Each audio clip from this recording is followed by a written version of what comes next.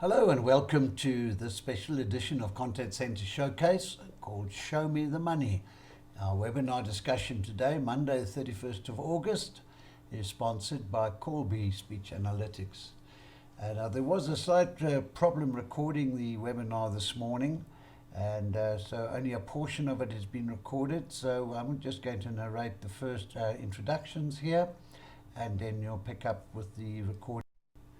We have three guests on the webinar this morning, and I'd like you to meet the panel. First on the left there is Lior Wozniac, who is the CEO of VVM. VVM is a large-scale, multidisciplined debt collection BPO operation based here in Johannesburg.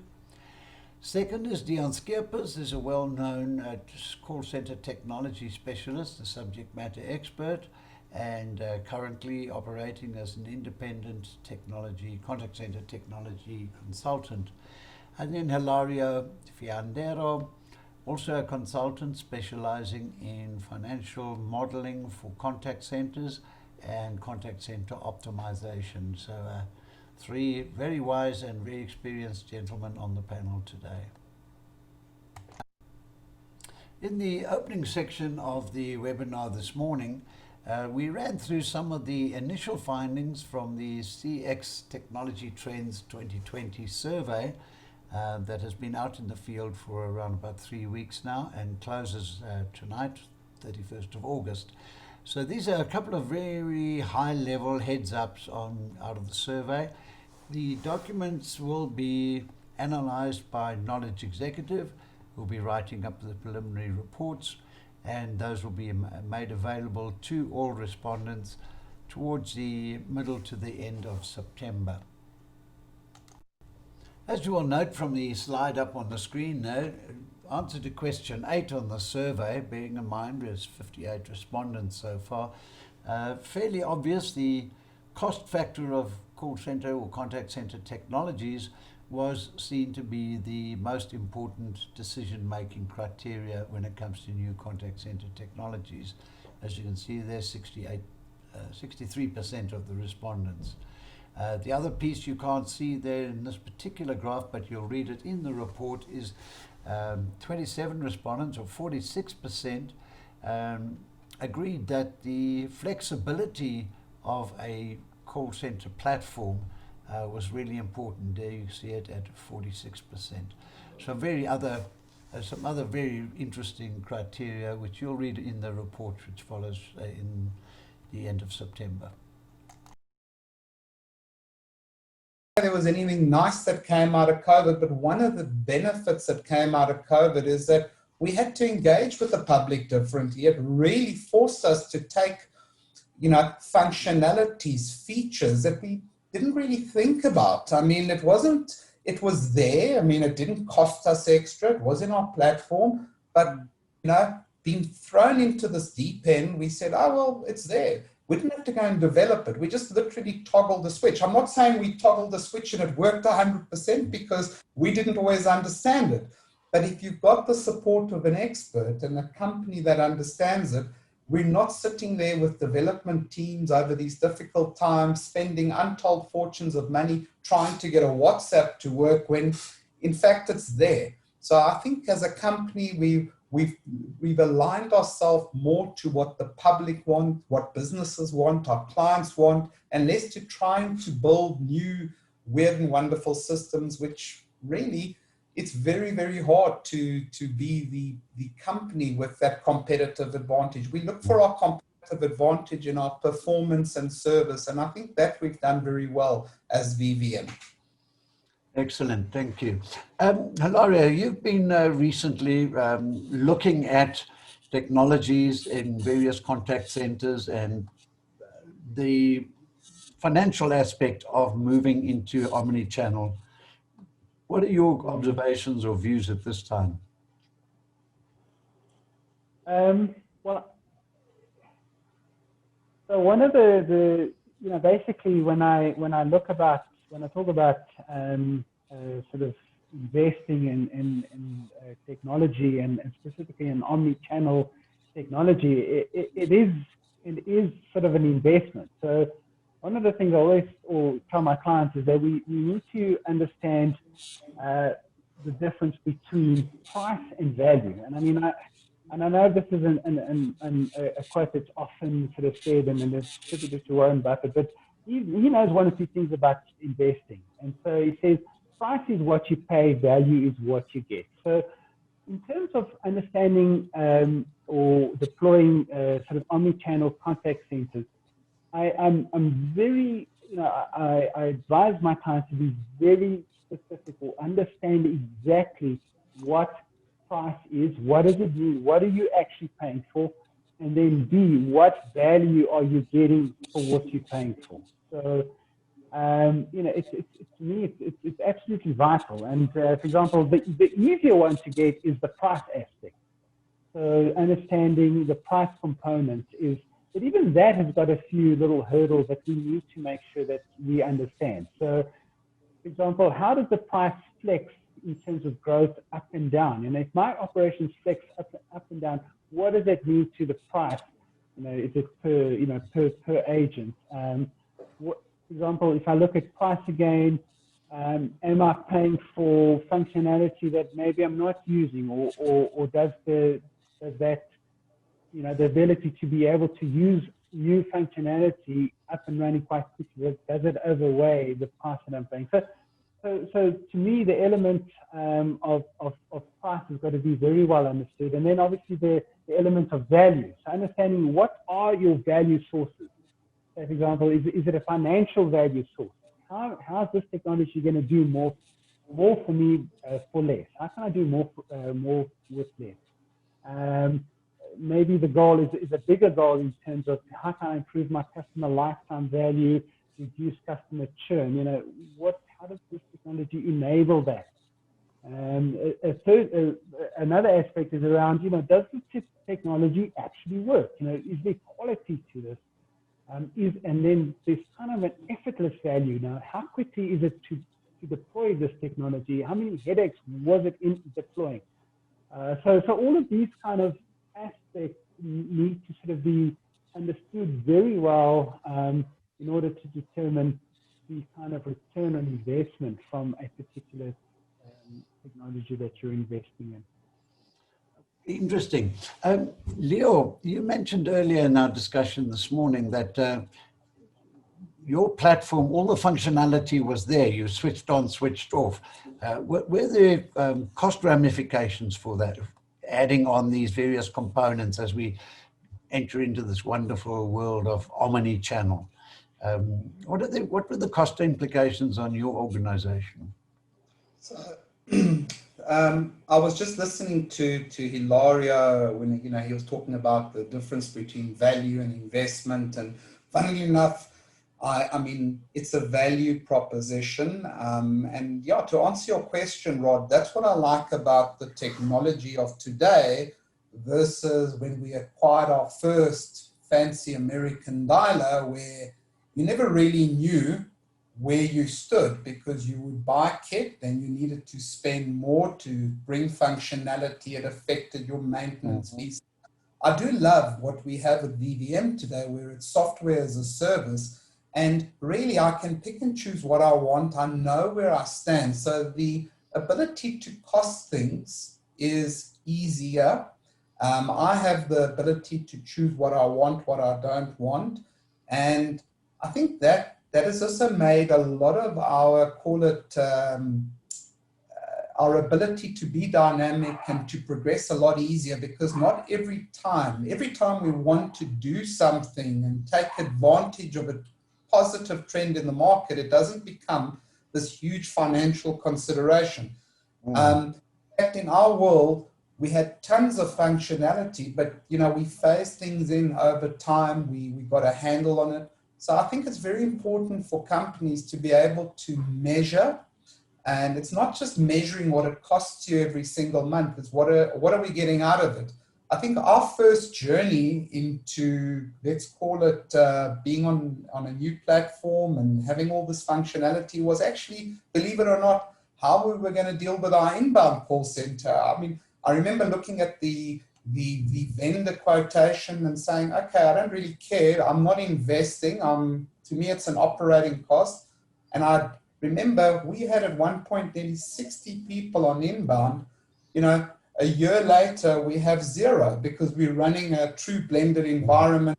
I didn't have to retrench those staff. It's just that I've managed to get so much more productivity because they're not sitting waiting on the phone, so to speak, the whole day. So I think measurement and quick deployment and ease of use and training is so key.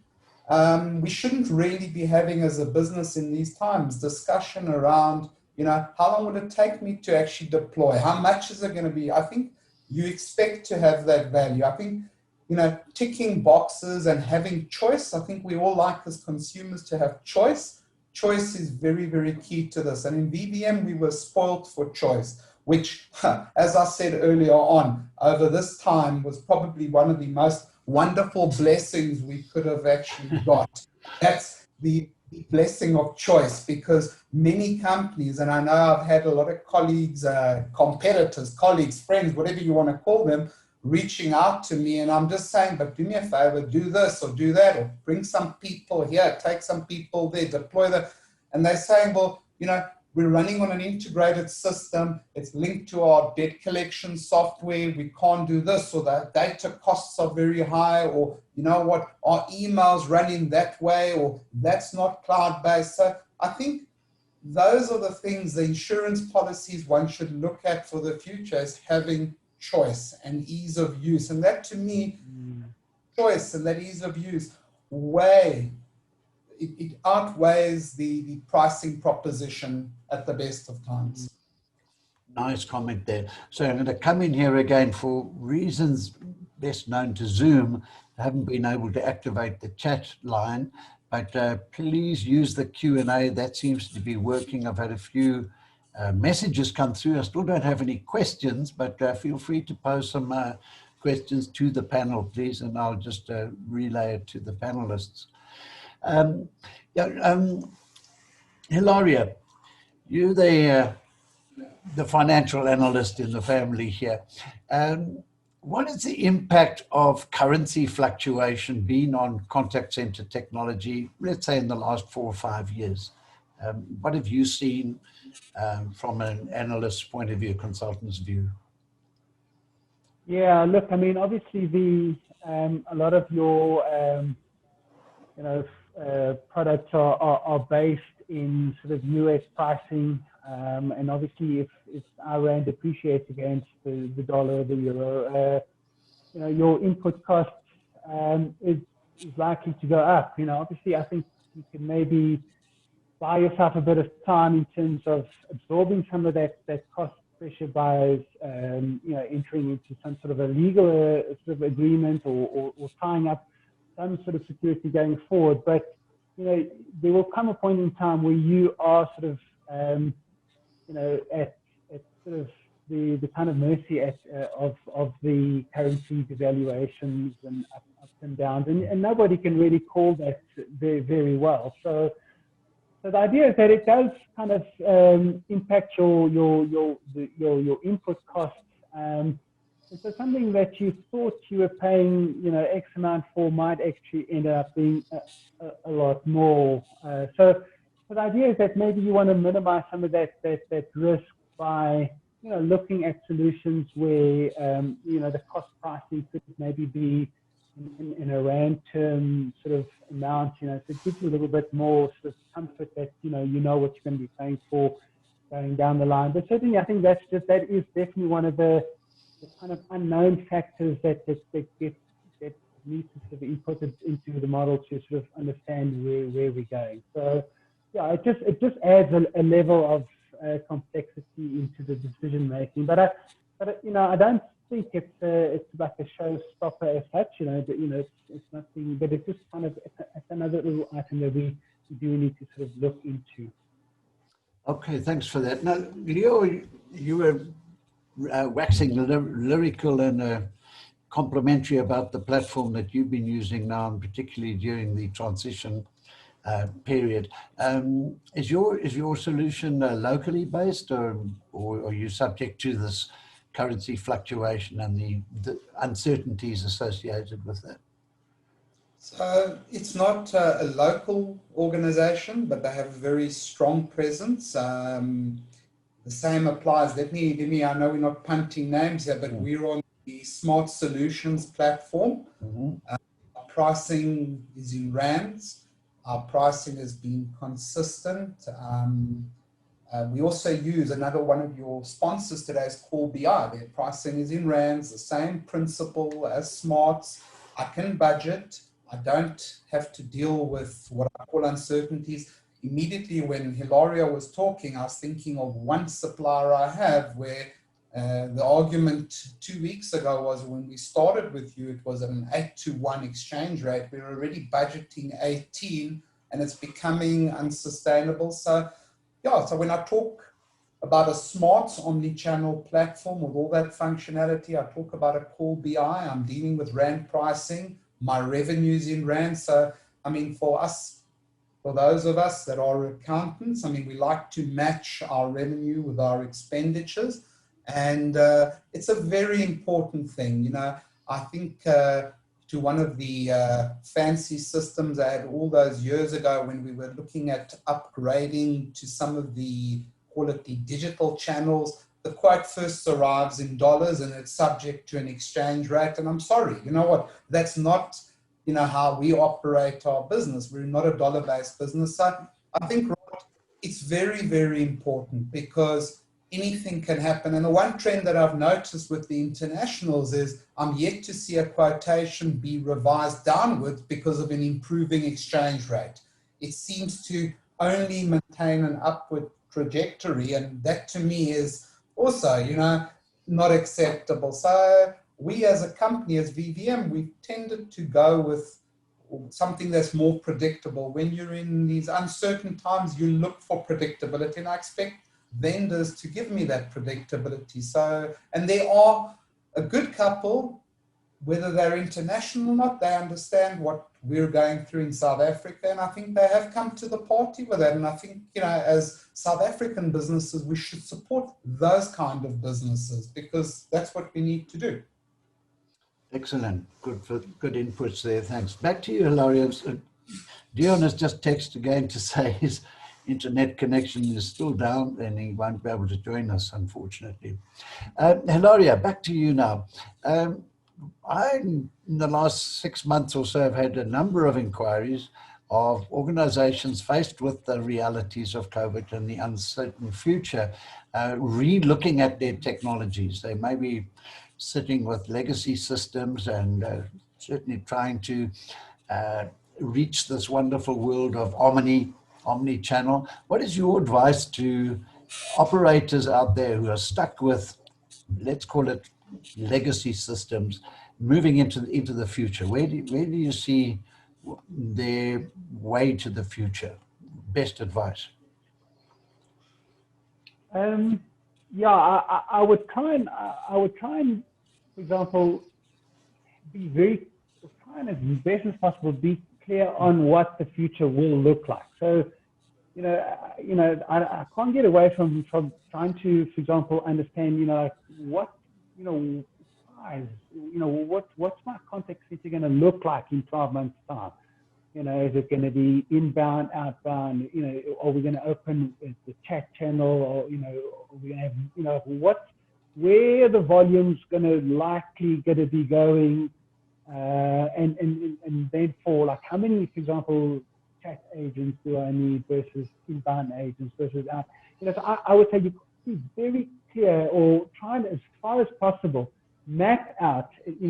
I would almost do an exercise where I take a spreadsheet and I map out. If I could do it 1 year, 2 years, 3 years, what my volumes are going to look at. And this is just a very practical view, so I don't want to guess at what's going to happen. I want to try and know, so I always advise people and say, what does this future look like, and then based on, for example, how likely am I going to grow, and, what parts am I going to be growing at? It then informs me to say that, is it okay if I say, for example, on a legacy-based premise system, what's that likely to look like? versus maybe moving on to a cloud solution and literally almost, sort of price and cost the two elements as much as I can together. And obviously, I'm not going to get all of this right because there's a lot of intangible factors that sort of come into the equation. But as far as possible, my advice is to try and make some of those intangibles more tangible. Have a vision, have a future, and start by basically looking at the details and drilling down and not being afraid to just get into the details, even though it's not going to be 100% correct. So my sort of advice is, get into the details, and then I think it'll put you in a better place to make decisions going forward. So that would be sort of my key thing. Get into the details so we can make better decisions. You say get into the details. This can be an interesting one. I'll throw this one at Lior. Lior, you have an accounting background. In your operation, do you get down to granular level costing where you know precisely per minute costing on each interaction type? Or is your costing model more global? I think,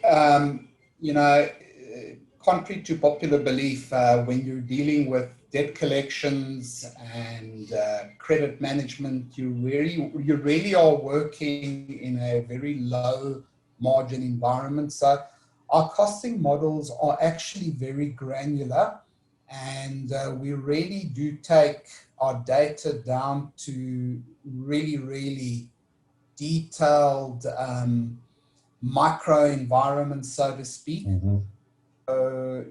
So I think most companies today are looking at, not just those big line items, just all line items and the hidden line items. I mean, I think lockdown was a classic example. I mean, I didn't really know what providing tea or coffee, was costing me in the organization. And then, when I was looking at when we provide data to all our staff and what it costs us, and it runs into some big numbers because we provide that to our staff and they can use it for their kids, for their education. They can use it for personal entertainment in the evenings. And then, you think, wow, this is costing me so much. But when you start digging deep and you start looking at a very granular level, you say, well, hold on.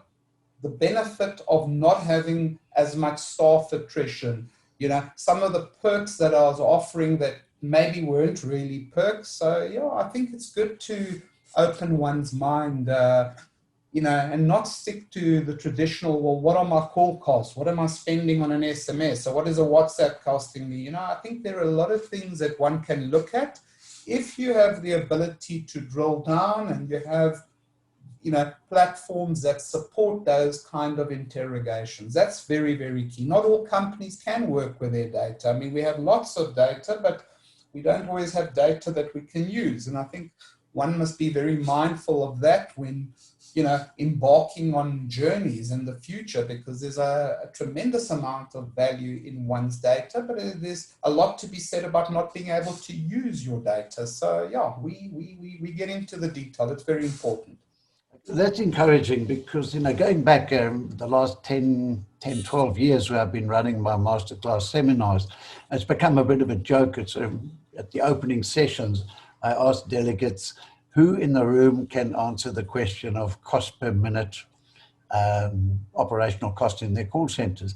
And in 15 years of running these seminars, it's only a handful of people who've actually put their hand up to say, I'll give you that answer. And almost without exception, it's been the BPO operators who run on thin margins, and therefore they know absolutely to the cent what that cost is. But it's changed in the last, I would say in the last 6 months. There's more and more attention being placed on the actual cost of the base technologies and the platforms on the one hand, and huge interest now in what does it cost per minute, per second, per process, by channel, by communication type. And I think that's really exciting for me, because I think for the first time, our industry is starting to really look at the money side of things. Show me the money.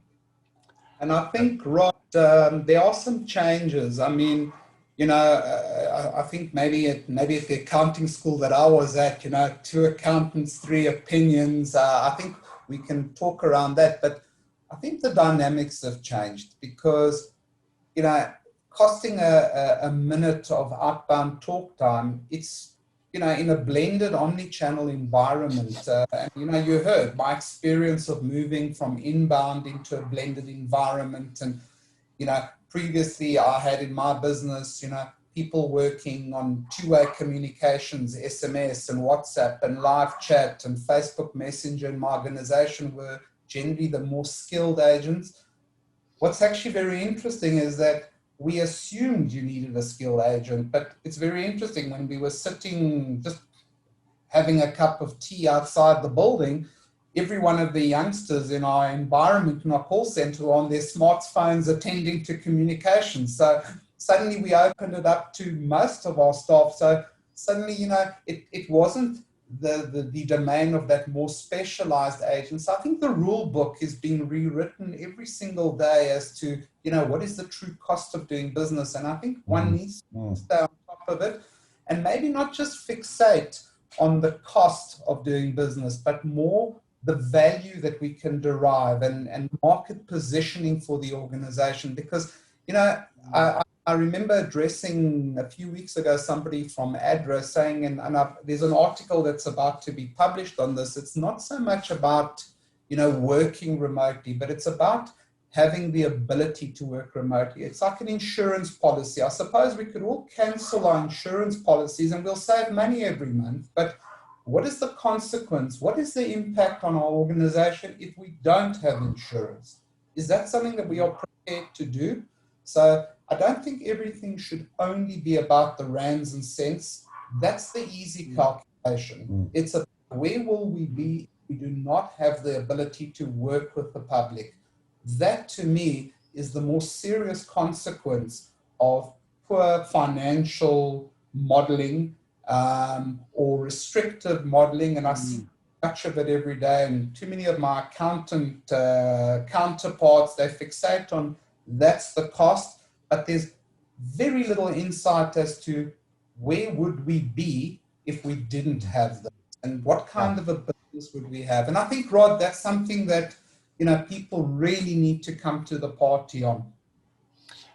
You've added a lot of value in that discussion, Lior. Thanks for that. And what we're starting to see, and I think it's the last few minutes of this discussion, is where do we use technology to sharpen our pencil, to actually leverage technology to reduce those cost of operation. I'm quite sure in your outbound environment, you would use dialing technology to increase your efficiencies.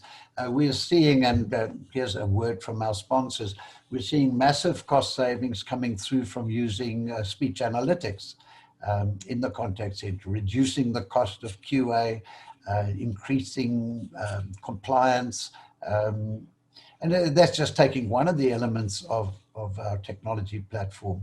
So any comments on that from your side of using the components of your platform to sharpen the pencil or to improve the bottom line? Hilario, can I jump in? Go for it. Lior, go for it. So we are all, as BPOs, operating in a world of declining RPCs. Okay, so that's not a secret. I mean, whether it's a true caller, whether it's a fatigued public, I think it's very, very key that you can sharpen the pencil, but you've got to do that by sharpening your mind. You cannot, operate in the old way. You've got to say that in order to make money, you need to spend money, but you've got to spend that money wisely. I have been absolutely gobsmacked over the last year looking at how many people that used to take our phone calls do not take our phone calls, but they're quite happy to have a long WhatsApp interaction or a live chat on our website. I remember a year ago, live chat, if I got 1 or 2 a day, it would be a lot. Today, I'm probably receiving 150 to 100 WhatsApps run into the 1,000. And you know what the funny thing is? When you're on that conversation, we can track them and we can see them. People don't really want to speak to that call center, but they're more than happy to do it all times of the day and night. And so I think sharpening our pencil is going to come from, you know, how we engage with people. We like to talk at VVM around the customer journey. We like to talk around the convenience. And I think that brings in that profitability. I think that the interactions in an omni-channel environment are just so much more fluid and genuine. And I've seen it over the last few months, and especially over the COVID time. Registrations on our portal online have just spiked.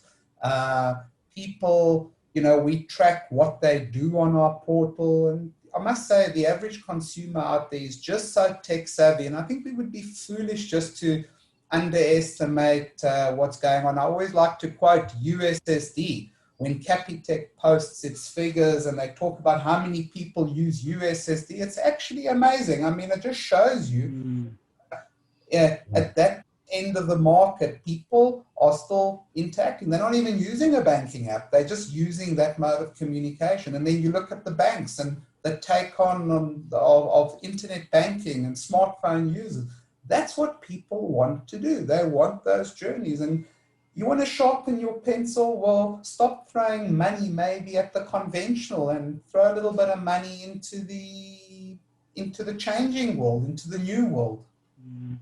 Excellent inputs. Thank you so much. We're coming for a wrap up now. Hilario, any last words for our delegates on the financial aspects, particularly around technology in the contact center today? Sure. So yeah, I think as Lior sort of alluded to, and we've touched on briefly, we've got to pay special attention to both the sort of the tangible cost elements, but also the more sort of intangible, the value elements. We've got to understand those sources quite well.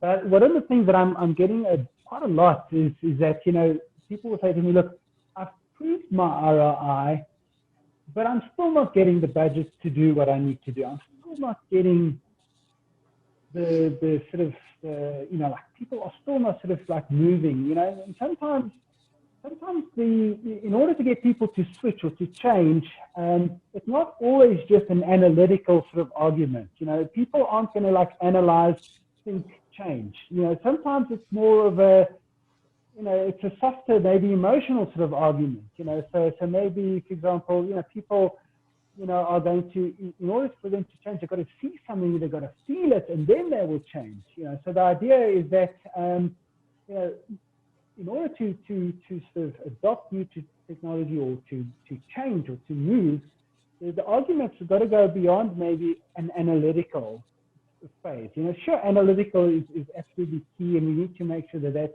that's done and dusted very well, very properly. Sometimes in order to actually move the dial, we need that kind of emotion. So, you know, so for example, you know, you might, you know, you might, for example, listen to a few calls and like there's the raw frustration that your customers are going through because your processes aren't working properly.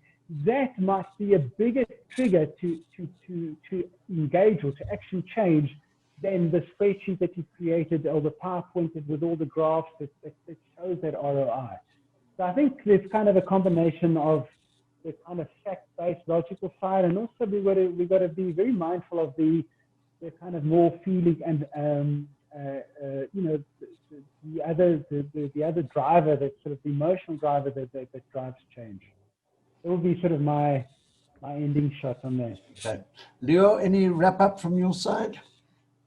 I think last point for myself, a lot of learnings that have happened over the last few months, and I think companies and competitors and colleagues shouldn't be scared to speak to each other. We do need to preserve jobs. We do need to grow the economy.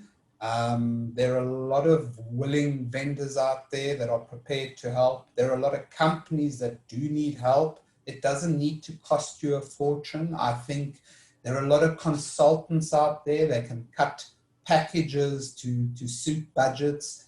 But I do think to stay relevant, you need to do something. And I go back to what Hilario was saying, you got to move that dial. You don't have to have the perfect analytics environment. That takes time. But moving the dial, you can do quickly. And as I said at the start, I changed from a mindset of being a development environment to actually an efficiency environment, an intelligent management environment. And I can only say to people, just move that dial. There are a lot of support structures out there. Take advantage. It's a good time right now to do that. Excellent. Anyway.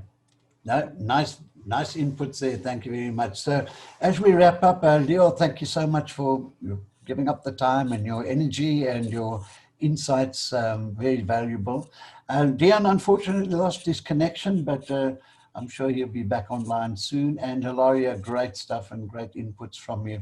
The problem that we've had with the chat lines and the question lines as well, please email me any questions you have and I will circulate it. We'll do a round robin.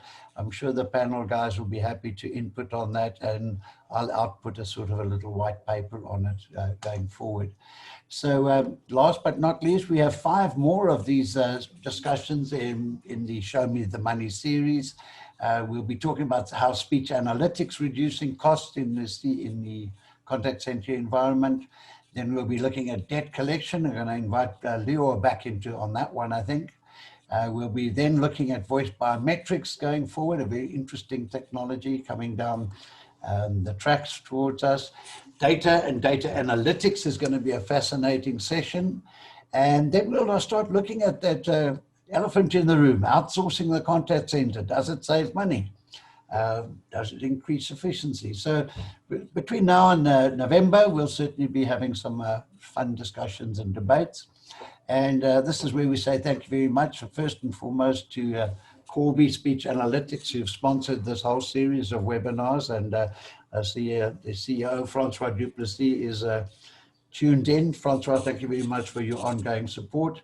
And also just a little word of thanks to the guys who sent me my brand new Axtel headset. Works like a dream, noise cancelling, light, durable, and cost effective. There's your punt.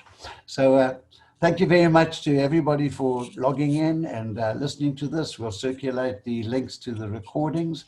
And please continue to send any emails or questions which you might have. And if you do have time, fill in that CX Technology Trend Survey, and you will get a copy of the report. It's being prepared by Knowledge Executive, who are recognized as formal research house and well versed in our industry.